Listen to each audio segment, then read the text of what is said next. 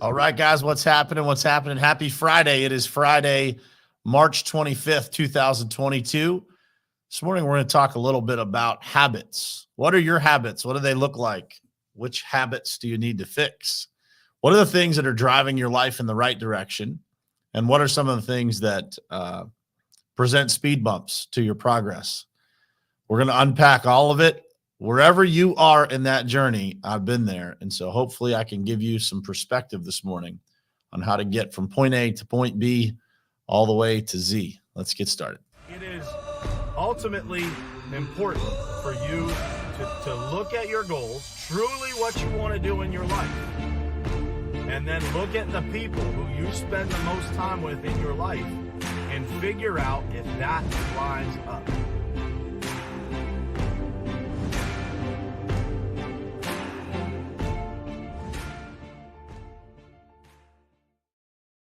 All right, guys, what's happening? Good morning and happy Friday to you. Hope you guys are having an awesome morning. This morning we're going to talk a little bit about habits. And the reason we're going to talk about this is, I notice in myself and I notice in other people, kind of that the up and down nature to habits at times, right? We all have the best intentions. We have the best plans. But when it really comes down to execution, when it really comes down to what we do, not just every once in a while, but what we do consistently, it comes down to what our future will look like. Those collective habits that we execute on, that we are able to create in our lives, whether it's getting up early, what we eat, how often we work out, how our routine looks in the morning in the office, all of these things, our habits create our future selves. And so I ask you to think about this morning. What are your habits? What are those things that are really driving your life in a positive direction? And what are some of those things that, man, you just wish weren't a part of, you, right? You wish you didn't have those things that are so challenging that kind of make you slide back down the mountain that you just climbed up. And we all have them, by the way. And so if you're sitting there this morning, feeling some shame because of the things that, you've been trying for years to get straight.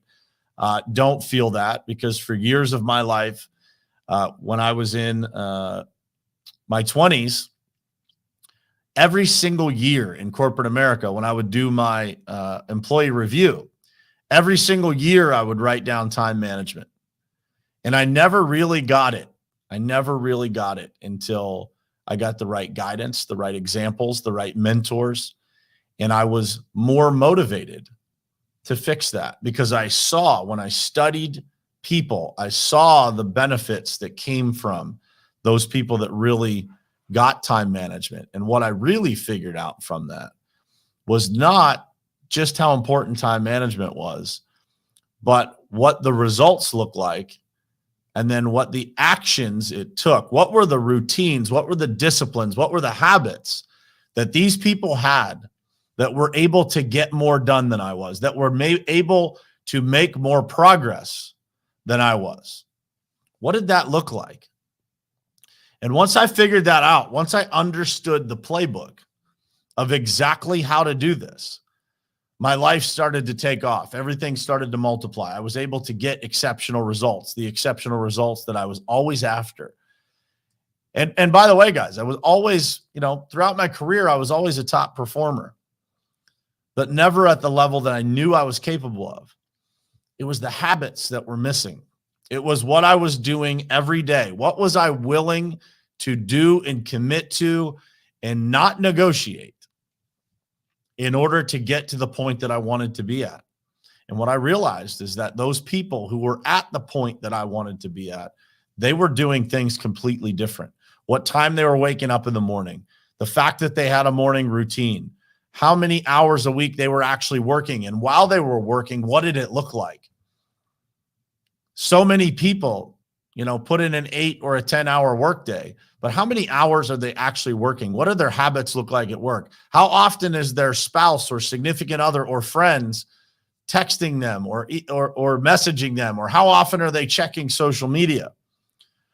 Productivity is at the core of time management, right? Of being productive. It takes actually being focused, not the number of hours that you work. And so ask yourself, that's one example of a habit that I have been able to overcome. There are plenty of other ones that I still struggle with, right? But what do your habits look like? What are the things that are driving you and driving your career and driving your mindset in a positive direction? And what are the things that are holding you back? What are the things that are not serving you, that you know are not serving you, but you have yet to be able to execute a strategy that pushes you forward towards tackling that? Ask yourself that question. And then what I would suggest is that you go out and find the people who are absolutely crushing it in that category, whatever that is, and study them. Follow them on social media, reach out to them, connect with them. So, in a lot of cases, there are mentors available in any category that you're looking for. But first things first, you have to admit what your habits are. What does it look like? What does it look like in your own life if these things are changed? And for most of you on this stream, probably all of you on this stream, you live a pretty darn good life already. And so when I look at my life before and after tackling the habit of time management and productivity, it's unrecognizable. The life that I had before, how I felt, the situation that I was in business, financially, everything, compared to today, it's night and day. And by the way, the best part of that is how I feel, because I feel proud of what I accomplish. I feel whole with regard to the promises that I keep to myself. So think about that for yourself. What are those things that have kind of been that Achilles heel that you haven't been able to tackle? What are the habits that continue to throw you off track? What are the habits that really get in your head about yourself? Those are the things that you absolutely have to mitigate in your life. You'll never be truly happy until you figure out how to improve those. Now, is there anything that you fully master? Of course not. There are days, not that infrequently, that I don't feel like I was productive enough. I don't feel like I got a lot done that day. I don't feel like I checked the boxes that I wanted to check. It's not all the time, but it's definitely not never. It's the progress that you make. It's the focus that you have. It's every single day just getting a little bit better and holding yourself accountable a little bit more. That's what this is about, guys, just getting a little bit better. And when you master those habits, when you master the ability to reprogram areas of your life, the 75 Hard program for me, I guess it was almost 3 years ago when I completed it, changed my life in a massive way, because I no longer was able to justify any excuses. I have 4 children. At the time, I had 3 children.